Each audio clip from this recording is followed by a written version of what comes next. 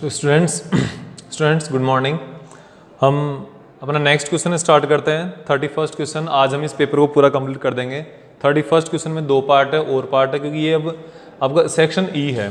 E section में आपके 3 questions आएंगे और तीनों क्वेश्चन 5 मार्क्स 5 मार्क्स 5 मार्क्स के होंगे। ठीक है, तो सबसे पहला क्वेश्चन क्या है वो देखो आपके सामने है। State Gauss law in electrostatic show that with the help of suitable figure that outward flux to a point charge capital Q in vacuum within Gaussian surface is independent of its shape and size। ठीक है, ये कह रहा है कि आपके पास सबसे पहले गॉसियन लॉ जो होता है, गॉसियन लॉ को एक्सप्लेन करना है। गॉस लॉ को एक्सप्लेन करने के बाद आपको क्या करना है, गॉस लॉ एक्सप्लेन बता दोगे कि net outward flux from a charge related to charge is 1 upon epsilon naught times of charge enclosed by the surface। जितना सरफेस के अंदर चार्ज होगा, ठीक है, उस चार्ज का 1 upon epsilon naught times होगा कौन, फ्लक्स। ये गॉस ने कहा था। और इसका डायग्राम कैसे बनाओगे, सपोज कोई भी एक डायग्राम बना लो, इसके अंदर आपने एक कैपिटल Q चार्ज बनाया हुआ है, ठीक है, इसका ये आउटवर्ड फ्लक्स आपने बता दिया। अब आउटवर्ड फ्लक्स बता दिया and that will be independent of its shape and size.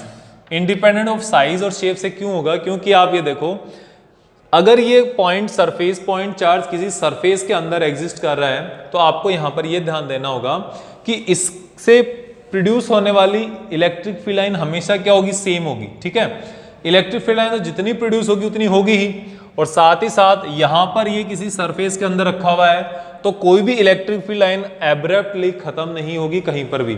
जितने इलेक्ट्रिक फील्ड लाइन यहां पर से यहां पर जनरेट होगी उतनी की उतनी इलेक्ट्रिक फील्ड लाइन इस पूरे सरफेस के थ्रू आगे पास होने वाली है, इसके बाहर पास होने वाली है। This is how you can draw this diagram. Okay, इसके बाद हमारे पास क्या है, नेक्स्ट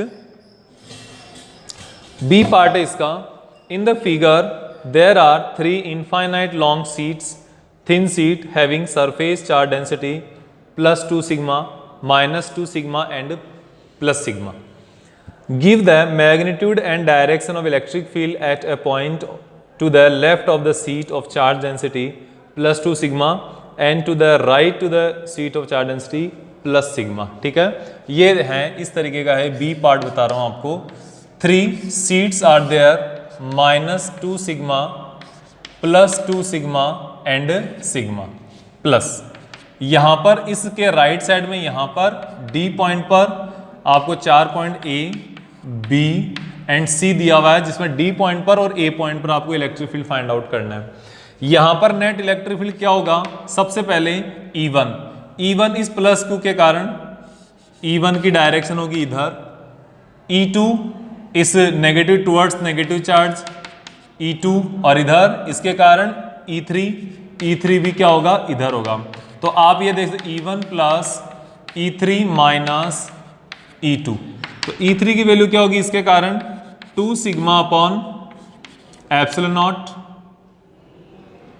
2 एप्सिलॉन नॉट। क्योंकि आपको पता होना चाहिए अगर सरफेस चार्ज डेंसिटी सिग्मा है तो एक इनफाइनाइट प्लेन शीट के कारण इंटेंसिटी क्या होगी, इलेक्ट्रिक फील्ड इंटेंसिटी होती है सिग्मा अपॉन 2 एप्सिलॉन नॉट। तो सिग्मा की वैल्यू यहाँ पे 2 सिग्मा है और 2 एप्सिलॉन एज इट इज आएगा, प्लस 3 इसके कारण क्या होगा, sigma upon 2 epsilon not, minus इसके कारण टू सिग्मा अपॉन 2 एप्सिलॉन। आप कहोगे सर इसका -2 सिग्मा रखना है, मैं कहूंगा कि -2 सिग्मा के कारण उसकी वजह से मैं जो डायरेक्शन में चेंज आएगा वो चेंज मैंने पहले ही यहां पे कंसिडर कर लिया है। ठीक है, तो इसलिए +2 sigma upon 2 epsilon not, sigma upon epsilon not and -2 sigma upon 2 epsilon not, ये आपने देख लिया। और ये पार्ट कैंसिल हो जाएगा, बचेगा कौन, सिग्मा अपॉन 2 एप्सिलॉन नॉट। ये आपके पास नेट इलेक्ट्रिक फील्ड इंटेंसिटी आएगी इसके इस पॉइंट पर। ठीक है, इस पॉइंट पर नेट इलेक्ट्रिक फील्ड इंटेंसिटी ये होगी। अब हम बात करते हैं प्लस सिग्मा के लेफ्ट की तरफ। तो प्लस सिग्मा का लेफ्ट ए पॉइंट होगा, यहां पर आपने इसको फाइंड आउट कर लिया। ठीक है, और इसकी डायरेक्शन क्या होगी, towards left side.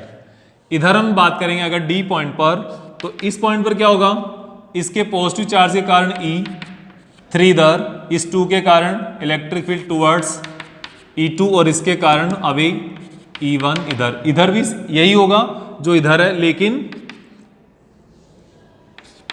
E1 plus E3 minus E2 और ये वैल्यू भी सेम आएगी 2 sigma upon 2 epsilon E1 plus sigma upon 2 epsilon minus फिर आएगा 2 सिग्मा अपॉन 2 एप्सिलॉन, ये से ये दोनों cancel out, sigma upon 2 epsilon not, ये आपके पास सिग्मा अपॉन 2 एप्सिलॉन कौन सी डायरेक्शन में, राइट डायरेक्शन में आ जाएगा, towards right side.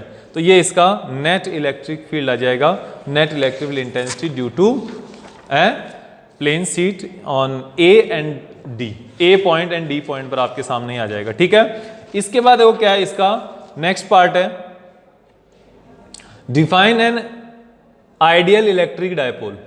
Ideal electric dipole is a pair of equal and opposite charges separated by very small distance. Give an example, जो आपके molecules है ACL molecule वगैरह हैं, ये आपके एग्जांपल है। Derive expression for the torque experienced bye dipole in uniform electric field, what is the net force acting on this dipole. जो B part और के अंदर आपका ए पार्ट जो है ना, और वाला जो पार्ट है 31 का, इस ए पार्ट के अंदर क्या आ जाएगा,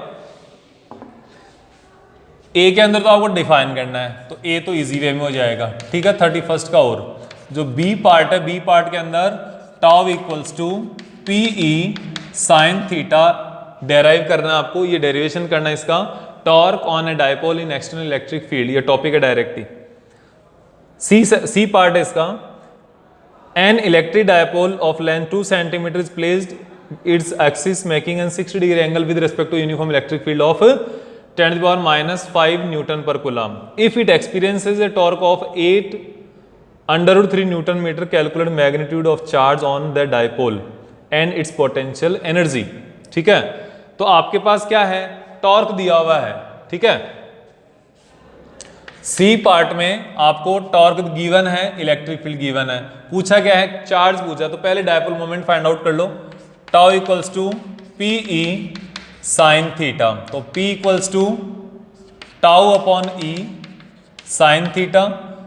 टाउ की वैल्यू कितनी है, 8 अंडर रूट 3, ई की वैल्यू कितनी है 10 to the power 5 under root, ये साइन 60 आएगा, साइन 60 की वैल्यू कितनी होती है अंडर रूट 3/2। ठीक है, ये 2 ऊपर आ जाएगा, अंडर रूट 3 से अंडर रूट 3 कैंसिल, और ये कितना हो जाएगा 16 into 10 to the power minus 5 आ जाएगा। ये क्या है, P की वैल्यू है।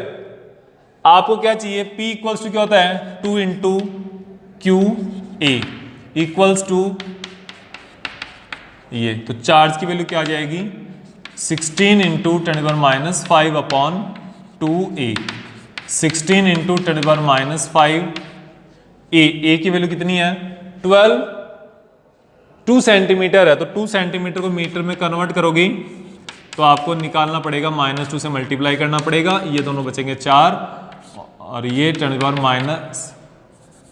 माइनस का 3 बचेगा, तो 4 into 10 to the power minus 3 coulomb, तो 4 मिली कूलाम आपका इसका आंसर आने। अरे एक सेकेंड, डायपोल की लेंथ 2 सेंटीमीटर दी हुई है, तो 2qa 2 इंटू ए की वैल्यू है ये ऑलरेडी, तो ये 16 का 8 आएगा। ठीक है भाई, ये 8 आ जाएगा 10 टू द पावर माइनस 3। ठीक है, magnitude of charge on dipole and it's potential energy, इस पोटेंशियल इस डायपोल की इलेक्ट्रिक फील्ड के अंदर पोटेंशियल एनर्जी, तो पोटेंशियल एनर्जी का फॉर्मूला था p E cos theta minus p E cos theta है, तो पीई की वैल्यू कितनी है, पी की वैल्यू ये आ गई -16 into 10 to the power minus 5, E की वैल्यू कितनी है 10 टू द पावर 5 कॉस 60, तो ये वैल्यू आ जाएगी, ये दोनों कैंसिल हो जाएंगे, -16 1/2, तो -8 जूल आ जाएगी इसकी वैल्यू। ठीक है, -8 जूल इसकी आंसर आ जाएगा। फॉर्मूला है डायरेक्ट सीधे सीधे, कोई दिक्कत ही नहीं है इसमें आपको। ठीक है, फिर आपके पास 32nd क्वेश्चन। 32nd क्वेश्चन क्या है, देखो 32nd क्वेश्चन आपका 7th चैप्टर का है। 32nd क्वेश्चन आपका 7th चैप्टर का है, और इस 7th चैप्टर के क्वेश्चंस में आपको ये देखना है, देखो derive the expression for the current flowing in an ideal capacitor and its reactance when connected to an AC source of voltage V equals to V naught sine omega t. तो current का formula find out करना है ideal capacitor के अंदर और इसकी reactance का formula find out करना है। देखो अगर आपके पास एक आइडियल कैपेसिटर है और आपने यहाँ पर इसको कनेक्ट किया हुआ है तो आपको 7 चैप्टर का जो है ना उसके अंदर से फाइंड आउट करना होगा। तो V इक्वल्स टू क्या हो जाएगा, V naught sine omega t. तो यहाँ पर I की वैल्यू जब आप फाइंड आउट करोगे तो आपको डेरिवेशन करना है ये वाला I not sine omega T plus pi by 2, sign omega T plus pi by 2, ये वाला आपको डेरिवेशन करना, ध्यान रखना ये पाई है भैया, ठीक है, ये क्या है पाई बाई 2 है कि करंट जो है ना वो पाई बाई 2 आगे लीड करेगी इन केस ऑफ कैपेसिटर। इस चैप्टर का हम रिवीजन भी करा देंगे आपको, ठीक है, ये मैंने नहीं पढ़ाया था आपको पता है, तो I hope I will try to solve all the doubt of this chapter. Okay, then you have to find out its reactance. Reactance क्या होती है, reactance कैपेसिटेंस की होती है x equals to 1 upon omega c होती है, इसको आपको डिफाइन करना है, ठीक है। फेजर डायग्राम बताना है, फेजर डायग्राम मतलब आपको यहाँ पर v और i के बीच में रिलेशन फाइंड आउट करना है। फेजर डायग्राम ये होता है, यहाँ पे मान लो कोई भी एक करंट है, I करंट ये हो गई, ठीक है, ये वोल्टेज हो गया सपोज, अगर ये वोल्टेज है तो करंट की वैल्यू, अगर ये ओमेगा टी एंगल है तो ये इससे प्लस पाई बाई 2 और आएगा, ये आपके पास क्या आ जाएगी, करंट आ जाएगी, ठीक है। ये आपका इसका डायग्राम बनाया हुआ आपकी नोट्स में दिया होगा, देख लेना। फिर है इसका B part, if resistance is added to series with the capacitor what changes will occur in the flow of current and phase angle between voltage and current. अगर आपने इस कैपेसिटर के साथ में यहाँ पे अगर आपने इस कैपेसिटर के साथ में एक रेसिस्टेंस और जोड़ दिया और ऐड कर दिया तो करंट की वैल्यू क्या आ जाएगी, ठीक है, करंट की वैल्यू आई, यहाँ पे आई नोट की अगर आप वैल्यू देखोगे ना तो वी नोट अपॉन एक्स ही आएगी। लेकिन अगर आपने इसका केस अगर देखोगे, सेकंड केस अगर आप देखोगे इसको, ये पॉइंट बी है, बी में आपने रेसिस्टेंस और कनेक्ट कर दिया तो वैल्यू तो यही आने वाली है, लेकिन अब क्या आएगा, I equals to I naught sine omega T plus phi आ जाएगा।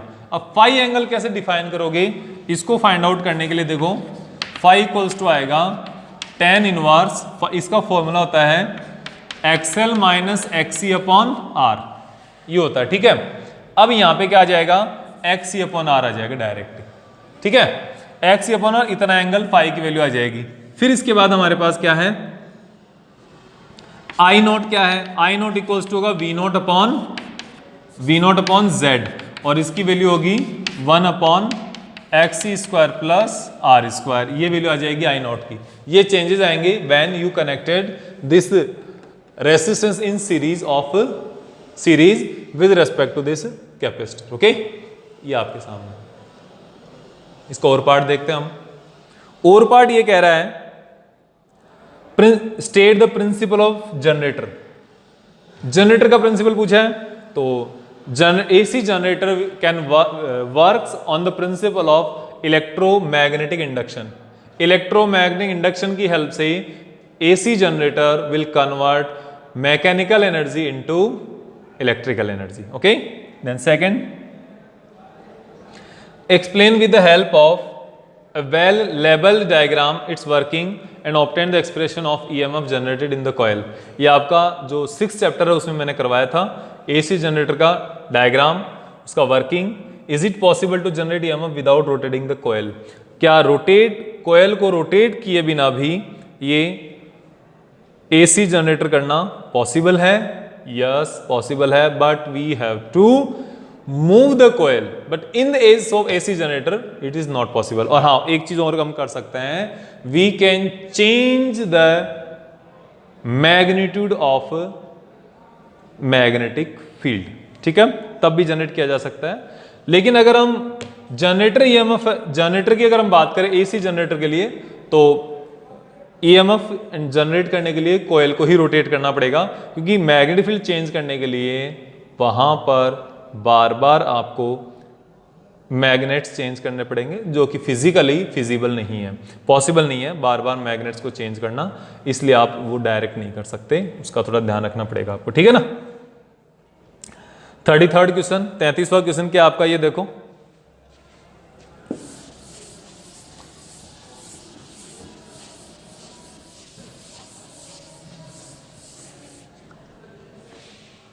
देखो बेटा, यहां पर आपको ये देखना है, 33rd है, डिफाइन है wave front. Wave front define करना है। इसके साथ ही वेव फ्रंट तो डिफिनेशन कर ही दोगे। Wave front is a locus of all the points which vibrates in same phase. ठीक है, एक सेम फेज में वाइब्रेट करने वाले जितने भी पॉइंट्स हैं उन सब का लॉकस या उसका कलेक्शन आप कह सकते हो। ठीक है। सेकंड है, draw the diagram to show shape of plane wave front as they pass through a thin prism and a thin convex lens. State the nature of refracted wave front. ठीक है ना। यहां पर आपको क्या देखना है, draw the diagram to show space plane wave front, prism और एक जो कॉन्वेक्स लेंस होता है ना उससे क्या होगा इनका। देखो ये आपके पास क्या है, एक प्रिज्म है। ठीक है, यहां पर आपके पास एक प्लेन वेव फ्रंट है। ये प्लेन वेव फ्रंट आपका यहां पर इंसिडेंट करता है तो आप इस डायरेक्शन में ये मूव करके जाएगा। ठीक है, ये रिफ्रैक्शन का है। अगर आपके पास एक कॉन्वेक्स लेंस है तो ये इस डायरेक्शन में चलेगा और अब ये इस टाइप का वेव फ्रंट बनेगा और ये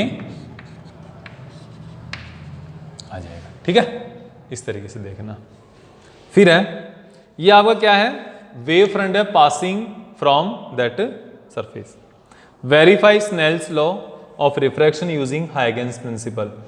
जो स्नेल्स लॉ है, स्नेल्स ने क्या लॉ दिया था पता होगा आपको। स्नेल्स ने लॉ दिया था angle of incidence is equals to angle of refraction. ये आपको प्रूव करना है with the help of Huygens principle, ये डायग्राम बना के। ठीक है, ये वेव फ्रंट है जो इंसिडेंट हो रहा है, फिर इसके बाद यहाँ पर ये आ रहा है, फिर ये रिफ्लेक्ट होके जाएंगे। ठीक है, ये आपके पास क्या है, नॉर्मल है। ये एंगल ऑफ इंसिडेंस आई है, ये भी एंगल ऑफ इंसिडेंस आई होगा। ये आपका एंगल ऑफ रिफ्रैक्शन आर है। तो हाँ, यहाँ पर आप एक ड्रॉ करोगे, ये भी एंगल ऑफ रिफ्रैक्शन आर होगा। आई इक्वल्स टू आर को प्रूव करना है with the help of this Huygens principle. ठीक है ना, इसको प्रूव करने के बाद आप आगे बढ़ोगे। ठीक है, next last but not the least question है इसका, state two main consideration taken into account while choosing an objective of astronomical telescope. देखो एस्ट्रोनॉमिकल टेलीस्कोप का जो आपको ऑब्जेक्टिव लेंस बनाना है, उस ऑब्जेक्टिव लेंस को चूज करने के लिए आपको दो क्राइटेरिया होना चाहिए। उसकी सबसे बड़ा होना चाहिए उसका एपरेचर बड़ा हो।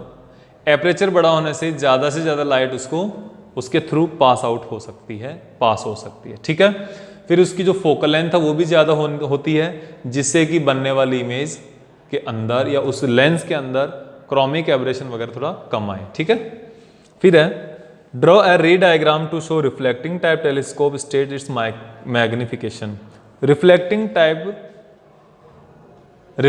टाइप टेलीस्कोप के बारे में आपको बताना है। रिफ्लेक्टिंग टाइप टेलीस्कोप का डायग्राम बनाना है। ये वाली जो टेलीस्कोप होती है ना,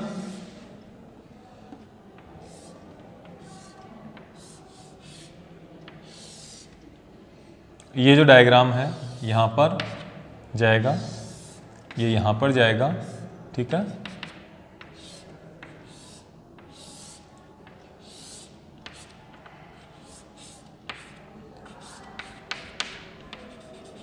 आप इसको ऐसे देखते हो। ठीक है, तो ये आपका रिफ्लेक्टिंग टाइप टेलीस्कोप है। मैंने ज़्यादा इसमें कलाकारी नहीं लगाई है। ठीक है, आप देख लेना। फिर है state the advantages of reflecting type telescope over refracting. Reflecting इस वाले टेलीस्कोप का रिफ्रैक्टिंग टाइप जो टेलीस्कोप है उसके मुकाबले, उसके कंपैरिजन में क्या इसके एडवांटेजेस है वो आपको देखने हैं। इसका सबसे पहला एडवांटेज तो ये है, इसके अंदर आपको जो क्रोमिक एब्रेशन है ये नहीं मिलेगा। स्फेरिकल एब्रेशन है वो भी इसके अंदर नहीं होगा। हाई मैकेनिकल सपोर्ट होता है, क्योंकि मिरर है ना, तो पीछे मैकेनिकल सपोर्ट क्या होगा, ज़्यादा होगा। एंड लो वेट, इसका जो वेट होगा, मास होगा, वो भी क्या होगा, छोटा होगा, कम होगा। ठीक है, ये इसके 4 एडवांटेज हो गए। और दूसरी बात है, मिरर को क्या हमेशा एक ही तरफ से ग्राइंडिंग करना पड़ता है, तो लो ग्राइंडिंग कॉस्ट आती है। और जो लेंस है, लेंस में ऐसा नहीं होता है। ये आपके लिए इतना बहुत है। तो आपका ये जो पेपर है ये तो हमने सोल्व कर लिया है। ये आपका सैम्पल पेपर आया हुआ था सीबीएसई का, लेकिन इस बार का ये जो पेपर है, मैंने बहुत सारे लोगों से बात की है, बहुत सारे स्टूडेंट से भी बात की, जो मैंने पहले के स्टूडेंट है उनको भी बताया मैंने। तो ये जो पेपर है ना, इस बार वाला पेपर अदर ईयर्स के कंपेरिजन में काफ़ी टफ है। तो पैटर्न है ये टफ है, पेपर इतना टफ भले ही ना हो। पेपर ज़्यादा मुश्किल नहीं है, पेपर तो मुझे ठीक ही लगा, लेकिन इनका जो पैटर्न है ना, पैटर्न इतना मुश्किल है कि इस पैटर्न से अगर आप एग्जाम दोगे तो आपको काफ़ी समस्याओं का सामना करना पड़ेगा, बहुत सारी दिक्कतें आएंगी इसमें। ठीक है, लेकिन अब आगे क्या होना है, फिर भी हम, आप टेंशन ना ले, आगे इसी टाइप के पेपर आए, चाहे कोई भी पेपर आए, आपको बहुत अच्छे से इसके बारे में बताना है। ठीक है, और तब तक के लिए थैंक यू, आज के लिए इतना ही। Okay, bye.